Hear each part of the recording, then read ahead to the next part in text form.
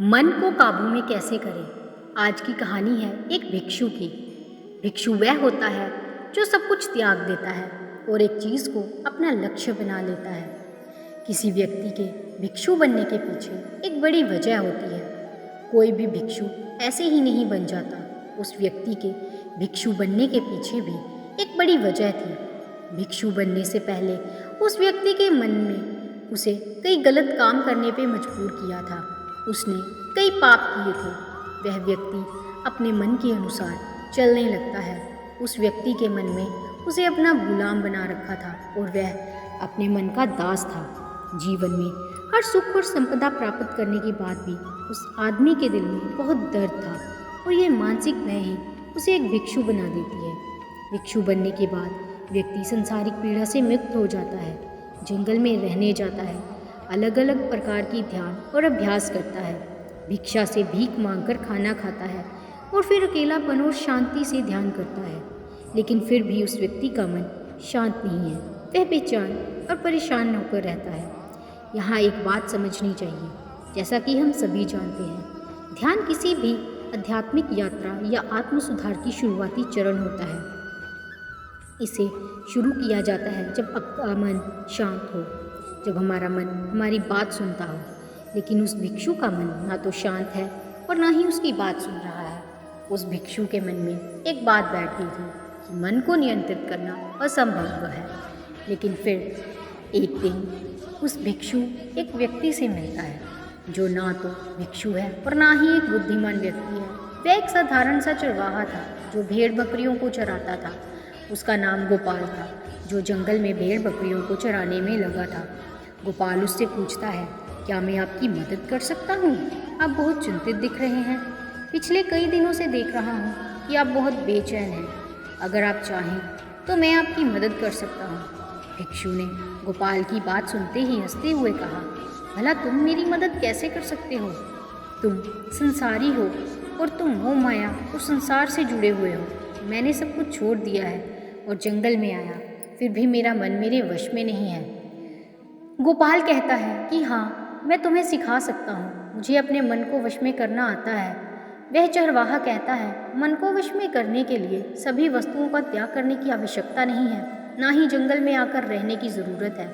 मन को वश करने में बस एक चीज़ को छोड़ना सबसे ज़रूरी है।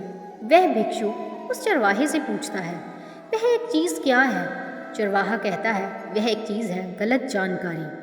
आज तक हमारे भीतर जो भी जानकारी गई है उसी ने हमारे मस्तिष्क और मन का निर्माण किया है।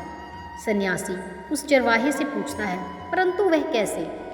वह चरवाहा समझाते हुए कहता है, मान लो तुमने आज तक अपने जीवन में सेब का फल ही नहीं खाया, तुम्हें सेब के स्वाद के बारे में कुछ भी नहीं पता, तो क्या तुम्हारा मन कभी सेब खाने को कर सकता है? नहीं ना। इसलिए हमारे मन का निर्माण जानकारी से होता है। वह सन्यासी चरवाहे की बात से प्रभावित हो जाता है और कहता है, क्या तुम मुझे थोड़ा और विस्तार में बता सकते हो इसके बारे में? गोपाल भिक्षु को बताता है कि अगर तुम अपने मन को नियंत्रित करना चाहते हो तो मेरी बातें ध्यान से सुनो। तुम अपने मन को नियंत्रित कर सकते हो जब तुम अपने मन की जड़ों को देख पाओगे। मन का निर्माण जानकारी से होता है और हमारे शरीर में जानकारी के 5 प्रवेश द्वार हैं। पहला, आँख। अपनी आँखों से कुछ भी देखते हो, अच्छा या बुरा, वह सब हमारे मन की याददाश्त में इकट्ठा होता रहता है। दूसरा, कान। जो कुछ भी हम अपने कानों से सुनते हैं वह हमारे मन में वैसे ही बीज के रूप में बोया जाता है। तीसरा, जीभ। जिस भी जीभ का स्वाद हम ले लेते हैं वह हमारे मन की याददाश्त में अंकित हो जाता है। चौथा है नाक। जो एक बार सूंघ लेते हैं, चाहे वह सुगंधित हो या दुर्गंधित, वह हमारे मन में दर्ज होता है। और पांचवा है स्पर्श। जिस चीज़ को हम एक बार छू लेते हैं, स्पर्श कर देते हैं, उसकी याददाश्त हमारे मन में कहीं ना कहीं अंकित हो जाती है। इन 5 और शारीरिक द्वारों से जो भी जानकारी हमारे अंदर प्रवेश करती है वह जानकारी बीजों के रूप में जमा ही होती है। हमारा मन मिट्टी की तरह है जिसमें बीज बोने वाले किसान की तरह हमारी बुद्धि है। अगर हमारी बुद्धि गलत जानकारी के बीजों को सही जानकारी के बीज समझकर बो देगी और भविष्य में जब वह बीज वृक्ष बनेगा तो भविष्य में वह पेड़ खराब फल देगा। हमारा मन एक उन्नति के काबिल किसी खेती की तरह है जिसमें हम जो भी बीज बोते हैं वह हमारे अंदर उग जाते हैं। जैसे कि एक किसान ध्यान से सही बीज चुनकर उगाता है ताकि उसकी फसल भरपूर और फलदार हो, हमें भी अपने मन को सच्चे और सकारात्मक विचारों से सजाने की ज़रूरत है। जैसे कि एक माली अपने उद्यान की देखभाल करता है, हमें भी अपने मन की देखभाल करनी चाहिए, सच्चे विचारों, अनुभवों और जानकारियों से इसे पोषित करके।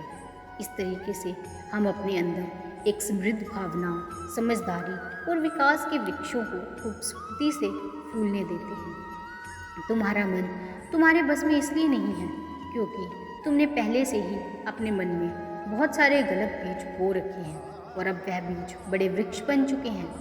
वह सन्यासी उस चरवाहे से पूछता है, अब मैं क्या करूं? क्योंकि अब तक मैंने बहुत सारे गलत बीज बो डाले हैं और मैं उन्हें खा नहीं सकता। गोपाल भिक्षु से कहता है, तुम अब तक अज्ञानता और अनजाने में गलत बीज बो रहे थे, लेकिन अब से सच्चे मन से सही बीज बोना शुरू करो। अगर अंदर हजारों गलत बीज हैं तो क्या हुआ? अब तैयार हो जाओ लाखों सही बीज उगाने के लिए। तुम्हें बस ध्यान देना होगा, यह देखना कि इन 5 द्वारों के माध्यम से तुम्हारे अंदर कौन सी जानकारी जा रही है और जो जानकारी आ रही है वह सही है या नहीं।